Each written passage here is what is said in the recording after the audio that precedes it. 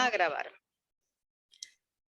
Hoy tenemos la segunda parte de esta secuencia de 3 clases diferentes. La primera a cargo de Rocío Damiano, que ha empezado el martes pasado y que trata de mostrar, y lo está logrando muy bien, por cierto, herramientas para la interpretación de la información científica. Creo que se ha puesto al hombro, Rocío, un tema bastante complicado y con múltiples miradas y hasta controversias, y lo está haciendo realmente muy bien. La próxima semana no nos vamos a encontrar, va a ser la siguiente, el 15 y el 17 de febrero, con Florencia Armándola y sugerencias sobre el enfoque legal desde el derecho de las cuestiones ambientales. Y finalmente, la última semana de febrero, que va a ser el 22 y el 24, conmigo la parte de organizar un grupo para ver cómo ponerse delante de ese problema y abordarlo de alguna manera, y cómo organizar una campaña y esas cosas de la comunicación.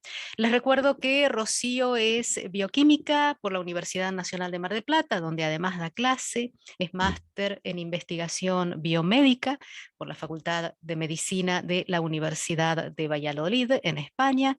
Es personal de planta en el área de microbiología del Laboratorio Central, que está en el Hospital Intersonal de Agudos, aquí en Mar del Plata, y además es miembro de BIOS desde hace muchos años, como más de 10.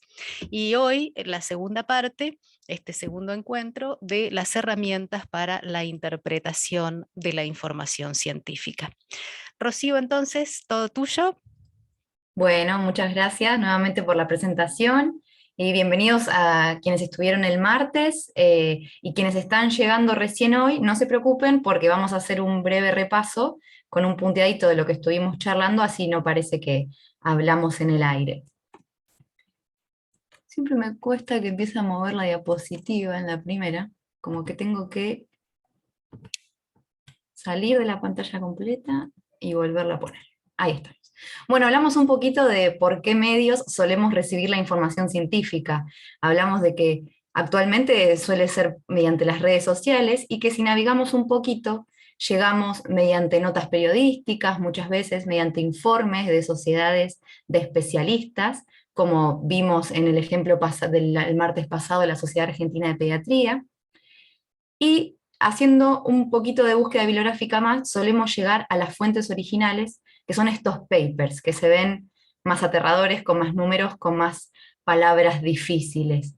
Pero para desentrañar un poco esto, empezamos a definir de qué se trata la ciencia, que es un tipo de conocimiento sistemático, exacto, verificable, pero también falible, por lo cual las grandes teorías que hoy intentan explicar los fenómenos naturales, que es más que nada de lo que vamos a hablar en la temática ambiental, ¿no?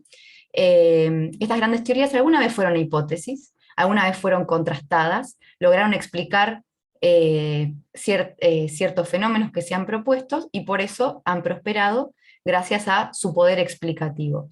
Otras teorías, las mismas en las que hoy podemos estar confiando, algún día pueden estar destinadas a desaparecer. Por lo tanto, esto, como escuchamos desde hace un par de años, es muy dinámico, es cambiante y no nos tenemos que asustar ni perder en un punto confianza por algo que hoy puede ser y en otro momento no, por la evidencia que tengamos en cada uno de esos instantes.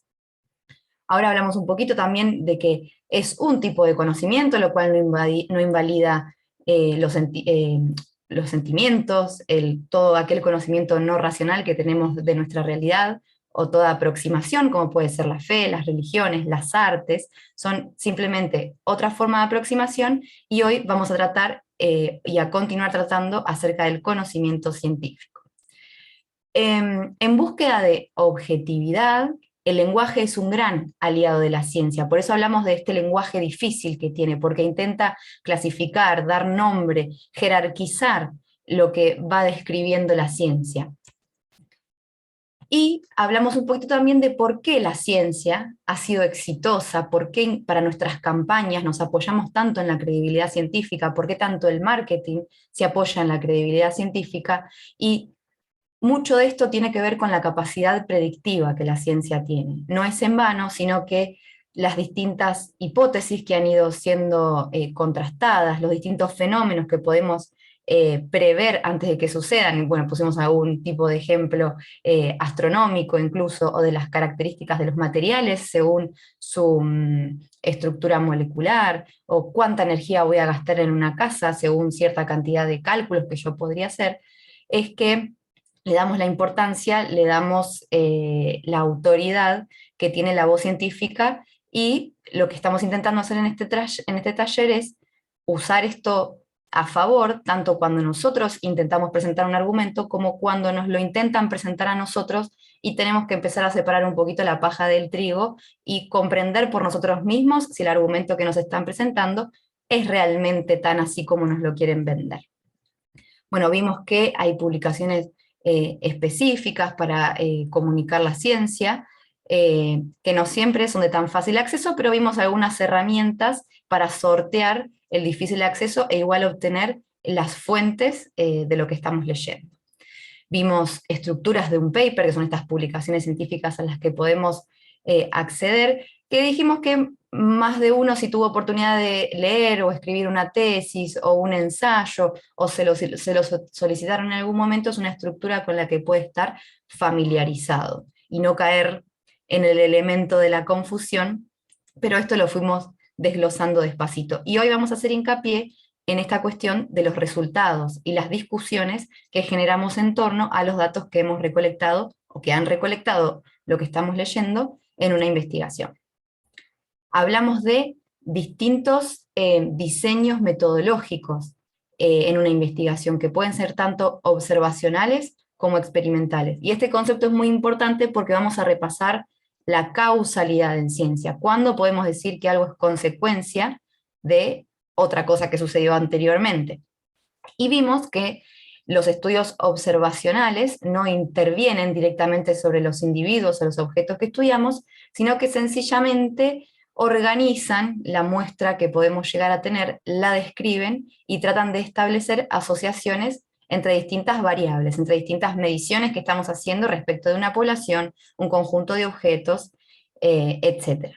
Ahora, en los experimentales, que no solo suceden en los laboratorios, los diseños experimentales también pueden ser los ensayos clínicos, las pruebas de fármacos, de vacunas, etc., sí van a estar controlados por los investigadores y van a tratar de conocer y controlar justamente la mayor cantidad de variables para que la modificación que introducen en el ambiente o en la persona, como puede ser un medicamento, como puede ser una nueva exposición, sea la que explique lo más exclusivamente posible lo que pase después. Esa es la diferencia con el experimento, que se domina, que se controla, a diferencia del estudio observacional, que justamente no requiere una intervención. Bueno, hablamos de que no siempre es posible estudiar el universo completo de lo que estamos intentando dilucidar, sino que por un proceso de muestreo podemos definir justamente lo que es una muestra, que no siempre es representativa del universo que queremos estudiar y no siempre debe serlo. Muchas veces necesitamos determinadas características entre grupos control y grupos expuestos, por ejemplo.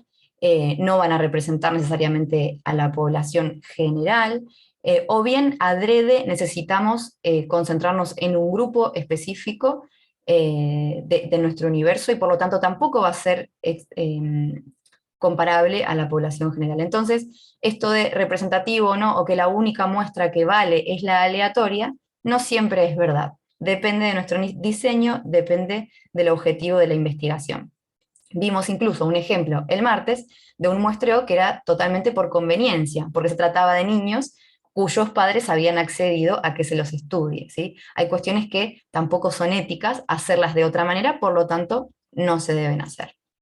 Respecto de la ética, repasamos que es un consentimiento informado, tanto como lectores de trabajos de investigación como posibles sujetos de estudio, en los que debemos saber que la información que se nos brinde para participar de un estudio, para un trabajo de investigación, debe ser completa, debemos entenderla, tiene que estar disponibles quienes correspondan para responder nuestras dudas, y podemos bajarnos siempre que queramos hacerlo porque es algo completamente voluntario el participar. y que el ente encargado de regular estas cuestiones son los comités de ética de cada institución o de cada unidad académica en la que los proyectos de investigación se localizan, ¿sí? O cuya filial responde a ese comité, y son justamente la autoridad, la entidad a la que se puede recurrir ante cualquier duda o falta de información. Bien, así que estas preguntas intentamos responder y no quedar como el ratoncito en el encuentro número 1. Y en nuestro encuentro número 2 vamos a tratar otros temas que vienen entrelazados con lo que ya hablamos. Por ahí es un poquito más escueto de contenido, pero me parece más denso, así que vamos a tratar de hacerlo bien llevadero. Primera pregunta, si podemos siempre hablar de causas en la ciencia, si es lo mismo hablar de análisis y de interpretación de resultados, y en eso, ¿qué es estadísticamente significativo? Después, un poquito para hablar esto del tema de la comunicación con los investigadores, vamos a hablar del corresponding author, y para allanar el camino a Flor, que nos va a hablar de los aspectos legales, vamos a repasar un poquito qué implica un estudio de impacto ambiental y por qué la ciencia tiene que ver con eso.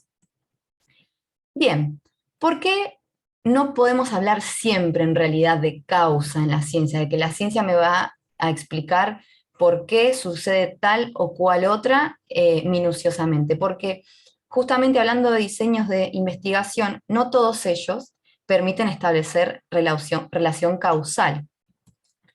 De los que estuvimos hablando, observacionales y experimentales, la verdad que es el experimental el que tiene la autoridad, si se pudiera decir, o que reúne la información suficiente para establecer esa relación. Ahora, acá les puse un ejemplo. Respecto del tema de los agrotóxicos, que lo hemos tocado continuamente el encuentro pasado, y su impacto sobre la salud humana.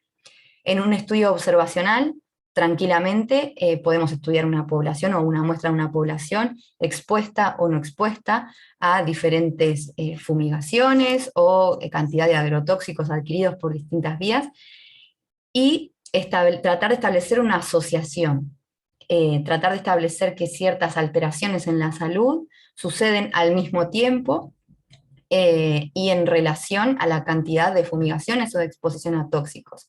Pero ahí no estamos experimentando, lo cual no es ético. Por lo tanto, no podemos decir así, de manera aséptica, que una cosa es causa de la otra. Los estudios experimentales, como ha sido, por ejemplo, el trabajo valiosísimo del doctor Carrasco, en los que directamente tomó objetos de investigación vivos, que fueron sus embriones, expuestos a distintos niveles de glifosato, son un ejemplo de estudio experimental que viene a dar con respuestas a estas preguntas respecto de las causas, de si una cosa produce la otra.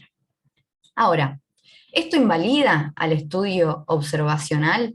¿Esto hace que no tenga ningún tipo de validez? Porque realmente es un argumento muy peligroso para ciertos intereses, para intereses económicos que quieren defender que, por ejemplo, las fumigaciones no son motivo de problemas en la salud y que se lo podemos atribuir a cualquier otra cosa.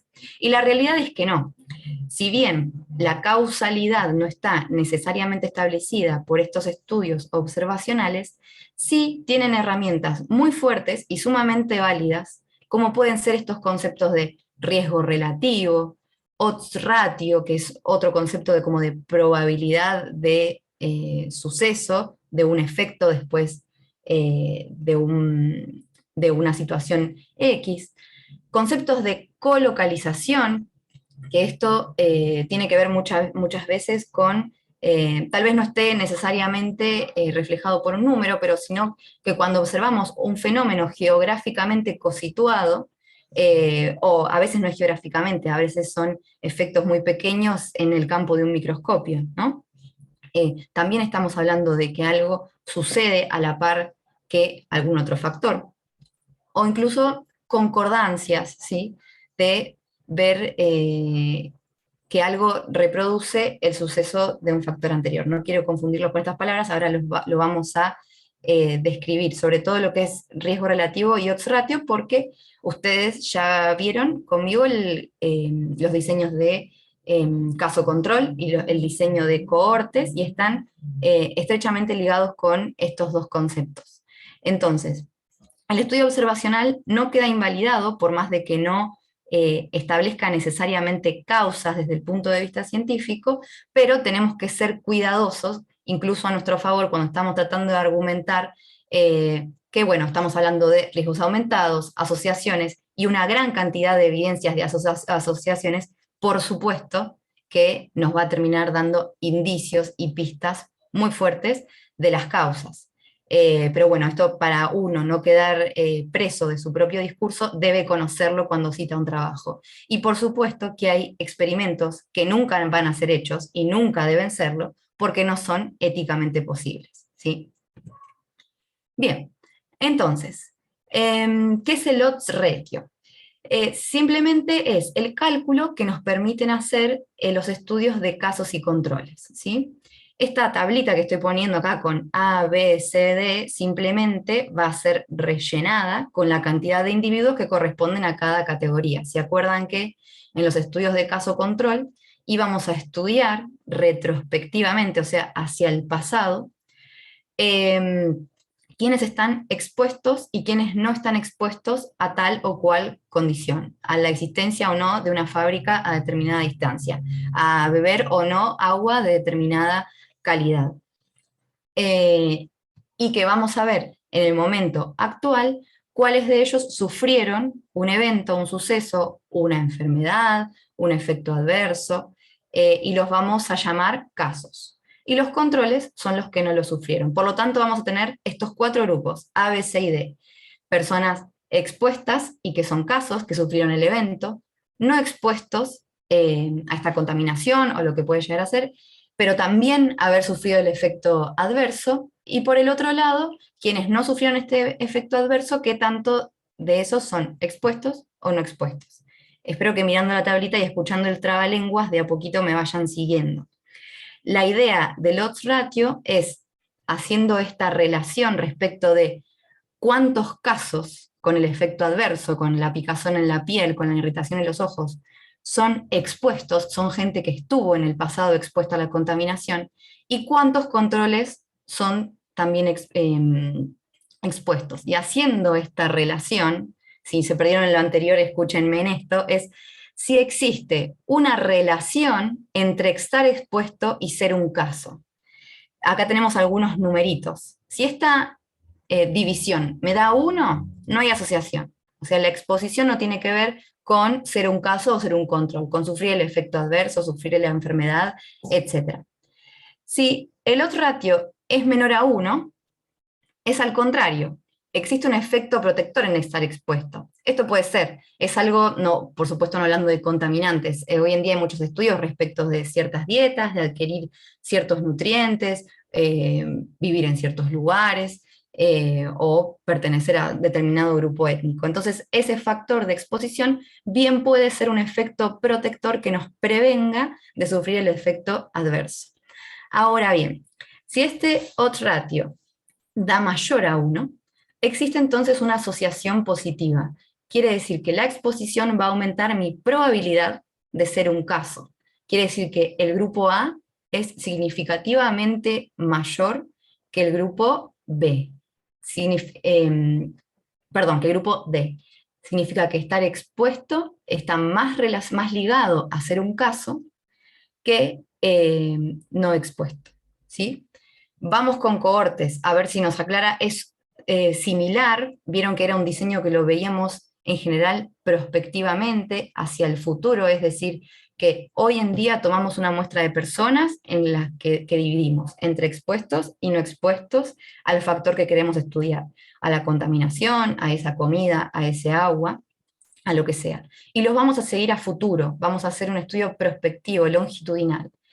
Y vamos a estudiar quiénes de estas personas desarrollan el evento adverso, la enfermedad, la incomodidad, lo que pueda llegar a ser, lo que quiera medir nuestro investigador. Por lo tanto, vamos a definir un riesgo relativo, ¿sí? Matemáticamente no es exactamente igual al odds ratio, pero lo podemos interpretar de igual manera respecto de mayor a uno, menor a uno, igual a uno. Graciela, que me está escuchando, que es matemática, se debe estar agarrando la cabeza de cómo lo explico, pero la idea general es que estos índices nos pueden dar idea de la asociación entre eh, justamente la exposición y qué probabilidad tengo de ser del grupo de enfermos respecto del grupo de sanos, ¿sí? Y todo esto, lo que remarco, es plenamente observacional, pero fíjense que tenemos forma de dilucidar cuál es el grado de asociación entre un efecto y pero qué predictores pudieron estar asociados a que ese efecto aparezca o no. No estoy diciendo causa, pero sí estoy hablando de que puedo medir la asociación y la probabilidad de que esto suceda. Bien, ¿por qué los modelos experimentales son los más autorizados para hablar de establecer causas? Bueno, porque tienen la posibilidad de hacer dos cosas, que son randomizar y cegar. Randomizar en el caso de administrar un medicamento o una vacuna, etcétera, es esta idea del placebo, ¿no? De que va a ser totalmente al azar quiénes van a recibir un tratamiento y quiénes otro. Y la idea de esto es prevenir que haya variables de confusión, que haya otros motivos que en realidad puedan estar haciendo que yo tenga un efecto u otro, ¿sí? Si yo no randomizo y, por ejemplo, termino teniendo bajo un tratamiento más mujeres que hombres, no sé si al final el sexo no es una variable a tener en cuenta al efecto que produjo ese medicamento, por ejemplo, ¿sí? Bueno, no quiero que queden como la chica de abajo que está 100% segura de que está totalmente confundida. Por otro lado, tienen la posibilidad, sobre todo en el ámbito clínico, pero en el ámbito del laboratorio de investigación básica también, de cegar, de que algunos o todos los individuos que están involucrados en llevar adelante la investigación desconocen quiénes van a recibir un tratamiento u otro, quiénes van a hacer casos y quiénes van a hacer controles, digámoslo así. Y esto va a prevenir el sesgo, y no quedar como el hombrecito del chiste que dice, ¿tendrás algún dato que encaje en mi teoría? Porque no siempre con mala intención puede suceder que un investigador o alguien interesado en los resultados termine en realidad sesgando, tirando hacia un lado los datos que recolecta porque saben que van a producir tal o cual resultado, ¿sí? Entonces, esas son las dos características importantes de los diseños experimentales que los independizan tanto de las variables de confusión como de los sesgos. Bien, pero no solamente hablamos de los diseños de investigación, los que pueden dar fuerza a las causas o a las relaciones de causalidad. Son muy, muy útiles los criterios de causalidad de Bradford Hill. No quiere decir que cada uno de ellos siempre aplica, pero ayuda a nuestro razonamiento, nuestro trabajo lógico. Bradford Hill era un epidemiólogo inglés y él estableció estos 9 criterios. Primero que nada, la relación temporal. El efecto parece tonto, pero debe suceder después de la causa. No todo es siempre medible, no todo se puede establecer, pero sí pueden ser pistas que nos lleguen a ayudar. La fuerza de la asociación entre dos variables que encontramos, el riesgo relativo, el odds ratio, son medidas directas de la fuerza de asociación que postula Bradford Hill. Entonces, una herramienta más. La relación dosis-respuesta, o la idea de gradiente biológico, de que si hay una relación positiva, yo debería poder ver que ante el aumento, por ejemplo, del uso de plaguicidas en la agroecología, veo mayor cantidad de malformaciones en los fetos. La consistencia de la relación, es decir, que pueda explicar lo que estoy viendo, ¿sí? Y que no solamente lo explique yo, sino que tenga colegas que también estén encontrando lo mismo. Plausibilidad biológica, que los conocimientos previos que tenga, desde el punto de vista, en este caso, biológico, encajen con lo que yo estoy postulando y haya explicaciones extra a lo que estoy diciendo. Por ejemplo, si hablamos de disruptores endocrinos, es decir, tóxicos que causan problemas a nivel hormonal, bueno, previamente ya desde la endocrinología, mucho antes de ser conscientes del problema agrotóxico, se conoce que existen moléculas capaces de romper la capacidad de las hormonas en nuestro cuerpo. Entonces, no sería alocado pensar que estos contaminantes pueden cumplir esa función. También considerar las alternativas. Cuando uno está sopesando, tratando de decir, bueno, esto produjo aquello, tiene que también tratar de estudiar cuáles son otras explicaciones. E incluso hacer explícito en cuáles otras explicaciones uno pensó, le da también rigor a lo que está tratando de afirmar. Que uno haya ya considerado previamente las alternativas, o incluso como lector, que uno con una mirada crítica trata de pensar cuál puede ser la otra explicación a lo que está sucediendo y descartarlas porque la evidencia así lo permite, le da robustez a lo que estamos tratando de explicar. Bueno, la verificación experimental de la que hablamos no siempre es posible. La especificidad que viene dada por esto, por controlar muchas veces los confundidores que tengamos alrededor, que ese efecto se produzca solamente en presencia de estos factores de exposición, y la coherencia que también tiene relación directa con la consistencia de cuál es el conocimiento preexistente y qué están diciendo el resto de la comunicación, de la comunidad científica y el estado del arte. Bien, para hablar de análisis e interpretación de resultados, vamos a hablar primero del análisis desde el punto de vista estadístico. Vamos a decir que hay dos tipos grandes de estadística, una la descriptiva, otra la analítica, y la vamos a usar con diferentes objetivos. Y ustedes, ahora nos estamos metiendo en la fase de resultados de las publicaciones científicas, van a ver los datos presentados según uno u otro objetivo, en general. Bueno, empezamos un poco con los ejemplitos, así esto ya no está tan en el aire. Este trabajo muy interesante es venezolano, y trata sobre los efectos de la exposición ocupacional a plaguicidas sobre la integridad de la cromatina espermática, es decir, sobre la información genética de los espermatozoides. Bien, un ejemplo entonces de una muestra unos gráficos meramente descriptivos de la información que este estudio recabó. Les voy a traducir igual de qué se trata esto. Para establecer el grado de exposición a plaguicidas, se midió una enzima que se llama colinesterasa.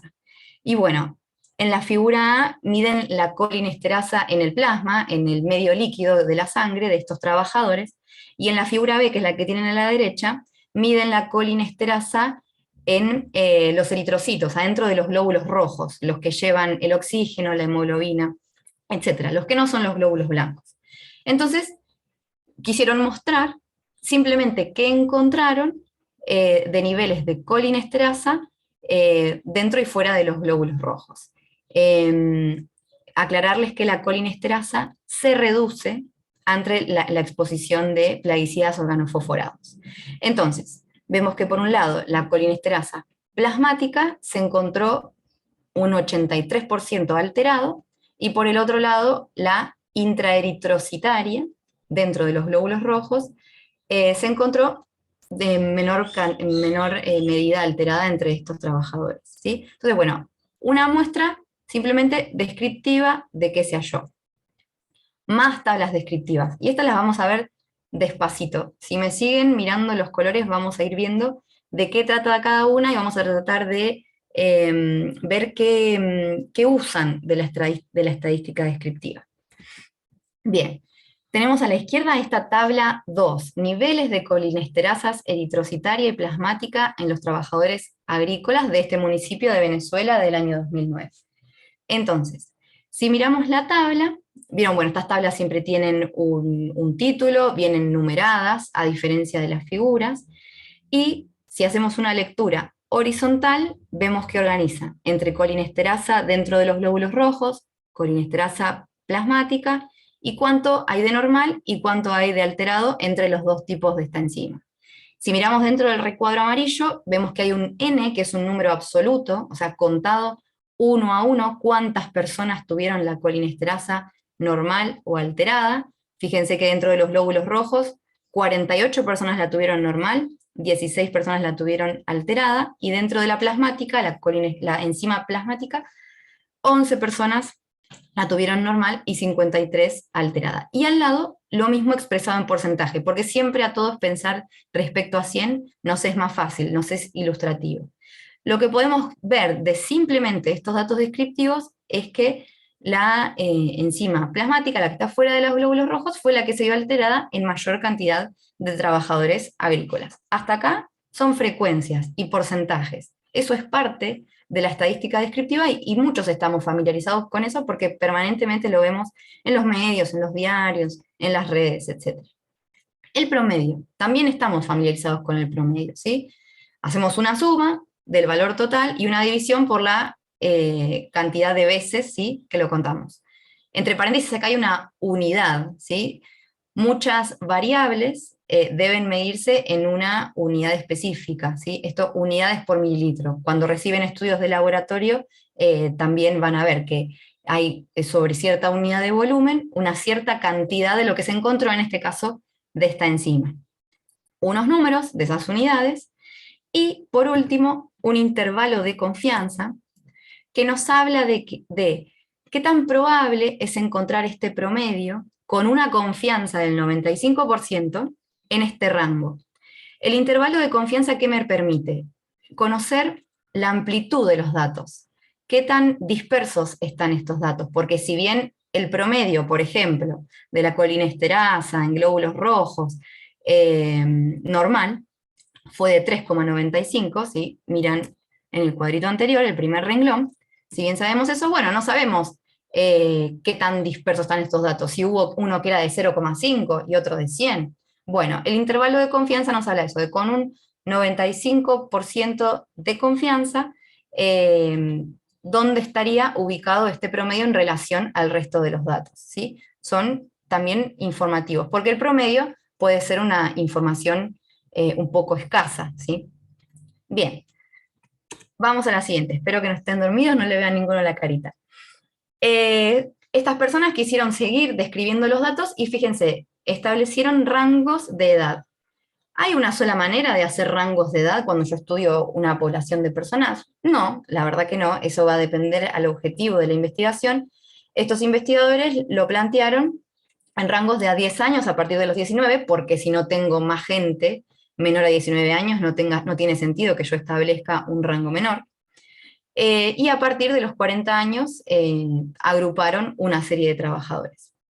Bien, como podemos ver, estudiaron entonces la colinesterasa que habían encontrado alterada, o mayor proporción alterada, que es la plasmática, en los distintos grupos etarios.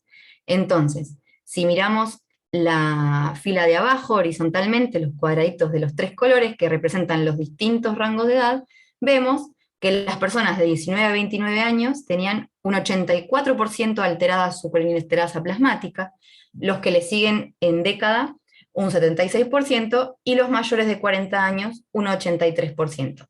Hasta acá, bueno, podemos decir cuál es la proporción de trabajadores que tenían esta enzima alterada y que responde a su exposición a los plaguicidas, ¿sí?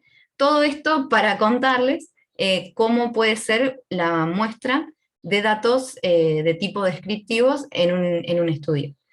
Fíjense que es para mirar detenidamente, pero con cuidado uno lo puede llegar a entender qué es lo que nos está tratando de decir. Bien, acá pasamos a un estadio analítico de este mismo trabajo, en el que se están tratando de establecer asociaciones entre variables, ¿sí? Si volvemos a leer horizontalmente esta tabla, entonces tenemos otra vez los rangos etarios de 19 a 29, 29 a 39, mayor o igual a 40 de los trabajadores, y verticalmente lo que vemos es si la colinesterasa estuvo normal, estuvo alterada, qué proporción de trabajadores, por ejemplo, de 19 a 29 años hubo 4 trabajadores con la colinesterasa plasmática normal, 22 con la colinesterasa plasmática alterada. Y abajo, ahí empezamos a ver el efecto, ¿sí? Y esto corresponde a el grado de alteración de cromatina espermática que encontraron estos autores, ¿sí? Entonces, mayor al 30% de alteración de cromatina espermática, 17 personas de 19 a 29 años, es decir, un 65%. Y si empezamos a ver hacia la derecha, ¿sí? Vamos viendo cómo aumenta la alteración en la cromatina en los espermatozoides de estas personas. Y vemos que efectivamente el grupo de 40 años es el que la tiene más alterada. 18 de estas 20 personas perdón, 18 de 19 tienen mayor alteración. Ahora, ¿qué es ese asterisco que aparece ahí? ¿Por qué me quieren aclarar que a ese dato le tengo que prestar atención, que este grupo sufrió un curso diferente respecto de los datos que arrojó? Y me lleva este asterisco a un P menor a 0,02 y entre paréntesis me dice chi cuadrado. Bien, esto básicamente casi por lo que vive la ciencia cuantitativa, que es por encontrar este asterisco y por este P chiquito. Chi cuadrado se refiere a uno de los tests que podemos realizar para encontrar asociación entre variables, de lo que les estaba comentando antes, y este p-valor nos habla de que se encontró evidencia suficiente para considerar este efecto como algo significativo, algo estadísticamente significativo, ¿sí? Vamos a ir despacito con esto. Entonces, perdón, no quiero ir tan rápido. Entonces, para este grupo mayor a 40 años, con cierta cantidad de exposición a plaguicidas, un 83%, las alteraciones en la genética de sus espermatozoides fue significativamente mayor. Perdón por el trabalenguas, pero así se suele expresar y así está expresado el trabajo también, ¿sí? En este grupo etario hay un efecto significativo, estadísticamente significativo, a estar expuestos a plaguicidas sobre la calidad de sus espermatozoides. Bien, entonces, con la estadística analítica, entonces, lo que se intenta establecer son correlaciones entre variables, diferencias, decir si un grupo es significativamente diferente a otro o no, asociaciones y muchos más. En esto radica la capacidad predictiva de estos estudios, de los que ya hablamos, de por qué la ciencia es tan exitosa. Porque si yo puedo establecer cuál es la relación entre un predictor y un efecto, esto le está dando esa categoría a la ciencia, de poder decir qué factor puedo asociar a un efecto que me está interesando. Para esto suelen aplicarse los test de hipótesis, que es de los que surgen estos valores P que estuvimos marcando en la tabla. ¿Qué hace el valor P? Bueno, no podemos hablar de la utilidad del valor P sin hablar de la existencia de hipótesis nula y hipótesis alternativas en nuestros estudios. La hipótesis nula no es otra cosa que el status quo. Cualquier investigador que tenga que plantear un test de hipótesis tiene que plantearse cuál sería su status quo. En este caso, no existe diferencia de la calidad de estos espermatozoides entre personas más o menos expuestos a plaguicidas.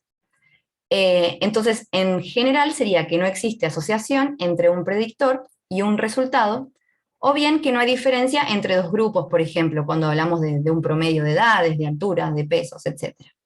Ahora la alternativa es la que viene a romper con este status quo, y es la que se está intentando, para la que se está intentando recolectar evidencia a favor, y es la que postula que sí existe una asociación entre un predictor y un resultado, como fue en este estudio la exposición a plaguicidas y la alteración en los espermatozoides, que hay diferencia entre los grupos. Ahora, lo que vimos un poquito en la primera clase, hablamos un poco de la postura del falsacionismo. Hubo algún comentario ahí acerca de que, bueno, Popper obviamente no es el único al que nos referimos desde el punto de vista de la epistemología para la ciencia, pero nos ayuda para entender cuál es la razón de ser de esta regla de oro, de que una hipótesis no puede ser aceptada, ¿sí?, en estos test de hipótesis, sino solamente rechazada. Entonces que, como mucho, lo que se puede hacer es rechazar la hipótesis nula y mantener la hipótesis alternativa, decir que hay cambios entre los dos grupos, o lo contrario, rechazar la hipótesis alternativa y retener la nula, hasta que se pueda llegar a demostrar lo contrario, con más evidencias, con otro tipo de muestra, con una muestra mayor, con otra metodología, o no logremos demostrarlo. Entonces, es eso a lo que me quiero referir cuando hablamos del dinamismo, de que las cosas pueden cambiar y podemos encontrar más evidencia a favor o en contra de nuestros postulados. Entonces, ¿a qué viene este valor P? Existen herramientas, entonces, matemáticas que relacionan los valores a los que llegamos recolectando datos acerca de estas personas, por ejemplo, de su nivel de exposición a pesticidas, su nivel de colinesterasa, como estuvimos hablando, la cantidad de alteraciones en los genes de sus espermatozoides, y que mediante esa fórmula obtenemos un P, que se llama P. Eso es anecdótico, y que según los límites que nos pongamos de qué tan pequeño vamos a aceptar que sea nuestro P, lo vamos a considerar significativamente estadístico. Entonces, lo que quiero que quede es que un valor pequeño de P indica evidencia suficiente de estos datos que se recolectaron para este estudio, suficiente contra la hipótesis nula que se rechaza. Si no son suficientes, si este P no es lo suficiente pequeño, la hipótesis nula debe retenerse y se rechaza la alternativa. Esa sería la mecánica explicado de manera terrenal, como puedo llegar a explicarlo yo, de para qué funciona este valorcito y por qué después los científicos terminan sacando tantas conclusiones y tantas explicaciones de poner ese asterisco y poner ese valor. Bien, ahí fue pateada la hipótesis nula, en este caso. Ahora, ¿es lo único que el P sea menor al valor que se propuso el investigador? ¿No? Pueden ser menor a 0,05, esto depende del error que se está dispuesto a aceptar, menor a 0,001, pueden ser cada vez más pequeños. Hay que estar tranquilo y confiar en todo lo que se diga después de un asterisco, después de un P menor a 0,05. Bueno, esto hay que aclarar que es estadísticamente significativo, y ahí me faltó una S. No más ni menos que eso. Pero hay otras cuestiones a tener en cuenta. El valor P no reemplaza el razonamiento que podemos hacer alrededor de los resultados o alrededor del sentido común y la realidad que rodean a un estudio y a un conjunto de datos, y es entonces una herramienta para decidir el rechazo o no de lo que describimos como hipótesis nula. Entonces, por eso quise distinguir acá qué es el análisis y qué es, por otro lado, la interpretación del resultado. La interpretación va a tener otros matices, más allá de los estadísticos que podamos definir, de los valores para distintos índices que podamos tener. No debemos olvidarnos de otras herramientas muy importantes que tenemos, como las que postuló Bradford Hill, como la consistencia con otros estudios, la plausibilidad biológica, qué tan bien explicado está lo que estoy postulando con conocimientos previos, con las teorías actuales. Hablamos ya esto un poquito, efecto de dosis-respuesta, gradiente biológico, y no menos importante, la utilidad de la información que se está brindando y la importancia, o sea, el impacto que estoy teniendo con el nuevo conocimiento que la investigación está trayendo. Entonces, por eso decimos que es un error considerar que directamente es correcto lo que digo porque obtuve el P que esperaba obtener, cierro todo, publico y pido el premio Nobel. Bien, hasta acá entonces con el valor P espero no haber ido muy rápido y espero no haberlos confundido con la interpretación de las tablas. Fueron más que nada ilustrativas, no intentó ser nada exhaustiva. Básicamente para que diferenciemos descriptivo, de analítico, los objetivos de cada uno y los alcances de cada uno. Bien, ya para ir terminando de a poquito, hablamos de la importancia, después de todas estas cosas duras, también para que respiren un poco y relajen, de la comunicación en ciencia.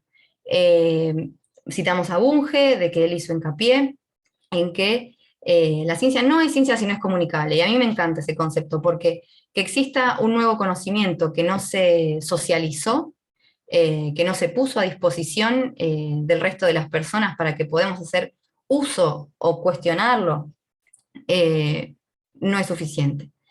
Entonces, algo habíamos dicho en el encuentro anterior, pero los autores son seres humanos, ya habíamos hablado, simplemente con un lenguaje común, con una coherencia interna, con una manera de hacer y de pensar, pero tienen la obligación de también estar en contacto. Siempre hay un autor para la correspondencia, vendría a ser, en el que en los trabajos vamos a encontrar un contacto, y es totalmente recomendable contactar autores si así lo deseamos, si nos interesó el trabajo y queremos saber más.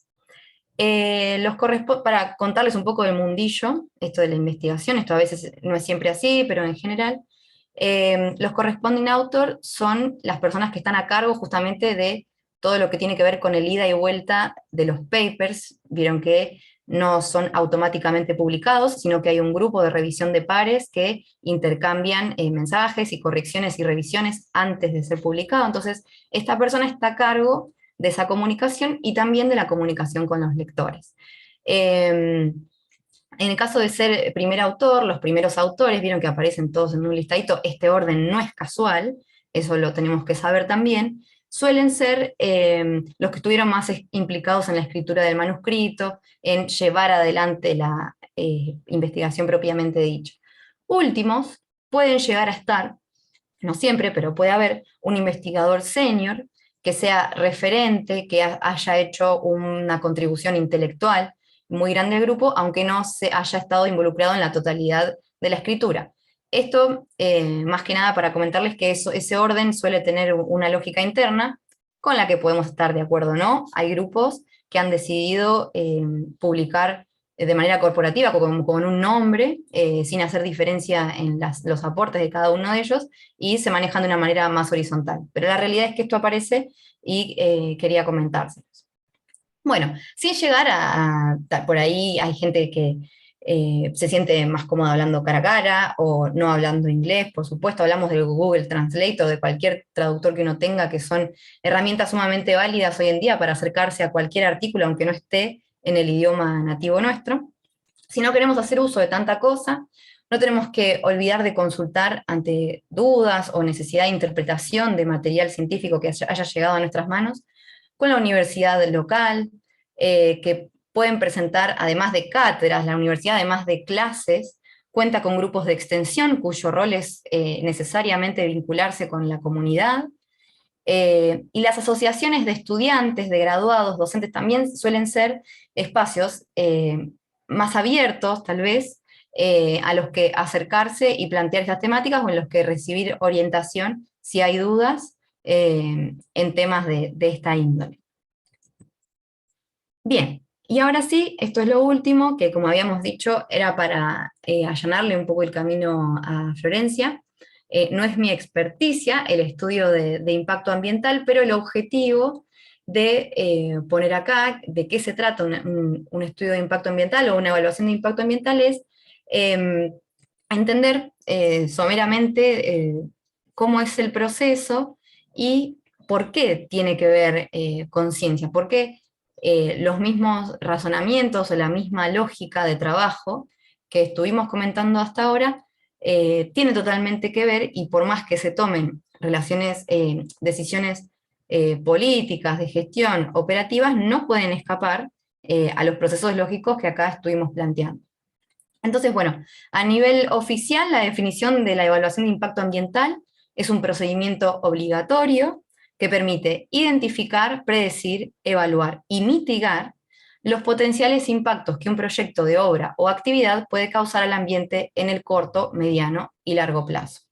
Es una empresa bastante ambiciosa porque hablamos de potenciales impactos, por lo tanto, deben estar correctamente demostrados. Y la cuestión temporal no es menor, en el corto, en el mediano y en el largo plazo. Bien, de la misma fuente oficial, lo que vemos a la derecha es el flujo de cómo se sucede este estudio de impacto ambiental. Según lo que se propone, acá lo tenemos escrito como el proponente de su proyecto, de su obra, la autoridad de aplicación, quien va a exigir este estudio de impacto ambiental, debe hacer una categorización o screening, es decir, si requiere la actividad, un estudio de impacto ambiental, o si no lo requiere. Primer momento crítico, porque si se exime a una actividad de presentarlo, miren todo lo que se está eludiendo. Entonces, se trata de un momento crítico entonces en el que la autoridad de aplicación decide o no si ese proyecto requiere el estudio o no. En caso de requerirlo, la autoridad de aplicación debe determinar qué alcance tiene este estudio de impacto ambiental, o sea, qué aspectos deben estar exhaustivamente contemplados, ¿sí? Los que estuvieron o quienes están más en contacto con este tipo de documentos irán pensando, ¿no? En qué vieron, en qué experiencia han tenido, porque a la derecha de este grafiquito que las autoridades publican, dice en gris, participación pública. Quiere decir que estas instancias son de completo acceso público y esta autoridad debe garantizar que toda la información que se está sucediendo respecto del alcance del estudio ambiental que tiene que tener quien propone el proyecto y las distintas revisiones que se le van haciendo deben ser públicas, ¿sí? Bueno, si el proponente presenta su estudio de impacto ambiental, se revisa exhaustivamente y ahí es donde deberían aparecer un equipo multidisciplinario con conocimiento en cada una de las áreas que se va a tocar, es que se va a tomar la decisión de si se aprueba o no el proyecto. Y aún aprobado, debería seguirse, controlarse y fiscalizarse cuál es el curso del impacto de ese proyecto que se presentó y que se aprobó. Y si realmente lo que se estudió en su momento, lo que se analizó, está relacionándose con el ambiente de la manera que se estudió previamente. O sea, que in situ se debe ir ajustando, según esto, se trata de una gestión adaptativa para seguir cumpliendo con los objetivos ambientales que la autoridad de aplicación dispuso. Bien, está publicado aquí mismo en este sitio de argentina.gov.ar. A la izquierda vemos que además de garantizar el acceso a la información pública ambiental, esto se debe institucionalizar y las audiencias públicas son una obligación de la autoridad de aplicación. Entonces la participación ciudadana es parte de este proceso. Bueno, estos mecanismos de participación deben divulgarse, por supuesto, y garantizar que lleguen a los afectados. Bien, me interesó este artículo de esta autora mexicana que es especialista en demografía, y para hacer hincapié y paralelismo de cuál es el impacto entonces del pensamiento científico dentro de este tipo de estudios, ella hizo hincapié en la importancia de los indicadores ambientales, porque llega un punto en el que esos indicadores van a ser el grueso de los datos sobre los que se va a trabajar y el grueso de los datos sobre los que se va a tomar una decisión política. Entonces, a esta autora, de la que no voy a decir el apellido porque es tremendo, resalta una serie de claves de que el diseño de los indicadores no es menor y que debe estar planificado, sistematizado, como hablamos en ciencia, y seguir un pensamiento lógico. Primero, indica que hay que definir los objetivos y las metas del sistema de indicadores. ¿Qué quiero medir? ¿Qué voy a tener en cuenta de ese ambiente en el que se va a instalar el proyecto en cuestión? Estructurar analíticamente el sistema y seleccionar los temas. Entonces, el conjunto de indicadores puede no ser siempre lo mismo, y debe haber una forma analítica en la que se determine cada uno de ellos y debe mostrarse cómo se hace. Por supuesto, revisar la experiencia internacional y nacional previa. Siempre hablamos de que nuestros estudios, nuestras investigaciones están basadas en experiencia previa y debemos referirnos a lo que ya está escrito. Es raro o imposible en realidad hacer versiones propias totalmente nuevas.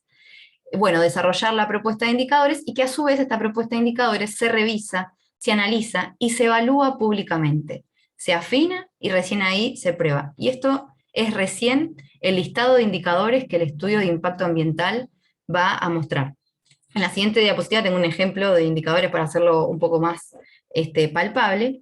Y me pareció muy interesante lo que ella plantea en este párrafo, en el que dice que los indicadores ambientales tienen que elaborarse tomando en cuenta la problemática específica de cada comunidad o territorio, aunque siguiendo lineamientos generales, por supuesto, pero quiere decir que según el, el contexto sociodemográfico, económico, atmosférico, etcétera, etcétera, es lo que va a ser de interés medir en cada lugar. No es enteramente trasladable un estudio de impacto ambiental que se hizo en la cordillera, que el que se va a hacer en la costa, el que se hace en el centro de una ciudad, que el que se hace en su periferia. De lo contrario, dice la autora, se corre el riesgo de desarrollar un conjunto de datos desligados del contexto local, y eso es lo que hay que prevenir. Eh, Quienes hagan uso del acceso a la información se tienen que ver reflejado en lo que se está midiendo de el espacio en el que este proyecto va a funcionar. Además, y esto me parece súper interesante también, en caso de no poder encontrar un indicador cuantificable, en caso de que no pueda ponerle números a alguna de las cosas que quiero medir, se puede acudir a una valoración cualitativa. Por lo tanto, no necesito necesariamente tener valoración numérica de cierta situación de la comunidad que vive en ese lugar, de la biosfera que vive en ese lugar, sino que una valoración cualitativa también puede ser considerada un indicador dentro de un estudio de impacto ambiental. Y que lo que me parece más valioso es que incluso los indicadores deben ser puestos en consideración pública. Bueno, un poco más de lo que ella plantea que hay que hacer, que es la definición clara de los objetivos de la investigación, que lo es un estudio, que siempre este estudio debe ser a nivel multidisciplinario, y el punto 3 también es algo a exigir, que es la calidad de las mediciones. Si va a haber instrumentación, o bueno, u ojo desnudo, por decirlo de alguna manera, a cargo de la medición de cada uno de estos indicadores, podemos exigir conocer cuál es la sensibilidad, cuál es la reproducibilidad, con qué, en definitiva, con qué validez contamos para el método con el que se está midiendo un indicador que va a formar parte del estudio de impacto ambiental. Hablamos al principio del martes que la subjetividad está permanentemente inmersa en las mediciones, en las observaciones que hacemos. Entonces, ¿qué menos que exigir la objetividad necesaria en la medición de los indicadores de un estudio de impacto ambiental que nos interesa? Bueno, y acá finalmente el ejemplo, que no es muy divertido el ejemplo, pero en esto se traduce lo que se plantea como disposición de indicadores de un estudio de impacto ambiental, y para el DF, en México, que es de donde está autora, se establecieron estos indicadores según área temática. Son muchos más, pero acá puse 3 áreas temáticas nada más para que miren que ven que respecto de las tablas que estuvimos mirando hay cierta similitud. Cómo leemos una tabla, en sentido horizontal, en sentido vertical, vamos a recolectar distinta información. Y fíjense, va a haber distintos indicadores para cuestiones del aire, del agua, de los residuos, etcétera, etcétera. Incluso hay tema, subtema para cada grupo de indicadores, y unidad de medición, que tiene un asterisquito, que bueno, abajo tiene una serie de aclaraciones, por eso es el asterisquito, no es estadísticamente significativo a lo que se refiere, pero también muy importante prestar atención en qué unidades está medido según el método, y una serie de especificaciones. La idea de esto en realidad era ilustrar que no es menor establecer qué se mide en un estudio de impacto ambiental, y que tiene que estar rigurosamente definido con una secuencia lógica según el espacio, según la comunidad y el contexto en el que se produzca el estudio. Bueno, espero poder haber podido conjugar todos estos temas de lo más correctamente posible. Ahora voy a escuchar lo que fueron escribiendo en el chat, para resumir las ideas para llevarnos, ¿no? Desde el encuentro del martes al de hoy. Vimos que la ciencia es un sistema de conocimientos racional, sistemático, pero no por eso no menos falible, ¿sí?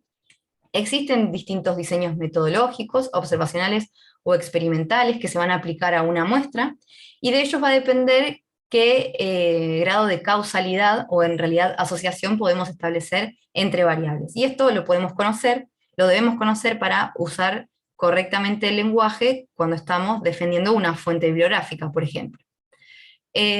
Los aspectos éticos son ineludibles, incluso si vamos a usar información de las personas. Esto también sirve trascendiendo lo ambiental para cualquier contexto en el que nos veamos como posibles sujetos de investigación. Entonces, incluso para la revisión de datos propios es necesario un consentimiento informado.